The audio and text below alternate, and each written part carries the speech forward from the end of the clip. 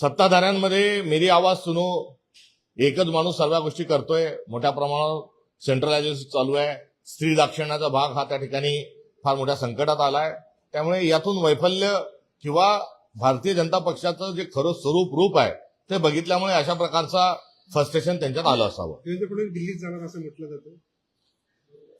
देवेंद्र फडणवीस हे दिल्लीला जाण्याचे कारस्थान ही केलं जात आहे. किंबहुना त्यांना देखील लवकरात लवकर दिल्लीला जावं असं वाटतंय. आपण बघितलं असेल की मायभूमी मराठीच्या छातीत खंजीर खुपसून हिंदीची सक्ती करण्याचा अत्यंत चुकीचा निर्णय हा देवेंद्र फडणवीसांनी पंतप्रधान पदाची स्वप्न पडतात आहे म्हणूनच हा मागच्या वर्षी घेतला होता.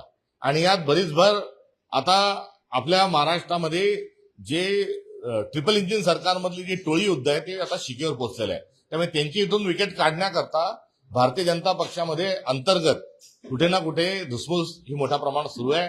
महाराष्ट्राचे खरे मुख्यमंत्री अमित शहा आहेत.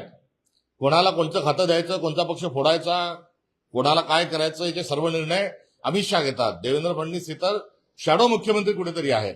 आणि या सगळ्यातून आता शिक्षण मंत्री कोण हा भारतीय जनता पक्षाने शोध सुरू केलेला आहे. त्यामुळे त्यांना असा शिक्षण मंत्री पाहिजे की ज्या शिक्षण मंत्र्याचा वैज्ञानिक दृष्टिकोनावर विश्वास नाही, ज्याचा विवेकावर विश्वास नाही, ज्याच्यावर अंधश्रद्धेचा ज्याच्यावर फार मोठा प्रभाव आहे.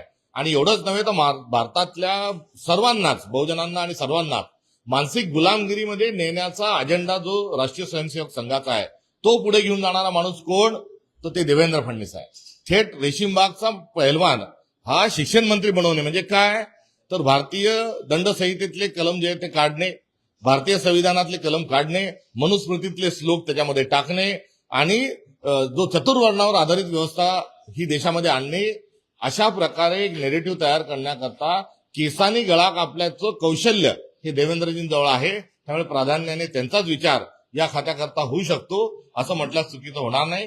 हा अजेंडा राबवण्याकरता एवढा कॅपेबल, ज्याच्याजवळ पक्ष फोडायचं पण राजकारण त्यांना येतं, त्यांच्याजवळ मोठे सुविधा पण साधनं पण त्यांच्याजवळ जास्ती, त्यांच्याजवळ फार मोठा पैसा पण अलीकडच्या काळात त्यांनी जमा केलाय. अशा ताकदीनिशी संविधान बदलायला निघा आणि शिक्षण व्यवस्था बदलण्याकरता सुयोग्य व्यक्ती देवेंद्र फडणवीस आहे. त्यामुळे ते केंद्राच्या राजकारणात जाऊ शकतात.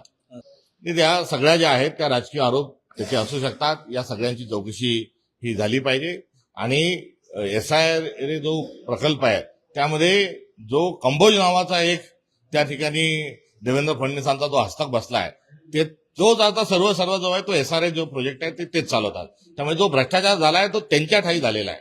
त्यामुळे डायव्हर्ट लक्ष करण्याच्या अनुषंगानं सरकार बदमाशी करते का हेही कुठेतरी बघणं आवश्यक आहे. राहिला काही व्हिडिओज व्हायरल झाल्याच्या अनुषंगाने तर त्या व्हिडिओमधल्या व्यक्ती आणि एकंदरीत जी घटना आहे त्याची माहिती घेऊन त्याबद्दल बोलणं उचित ठरेल.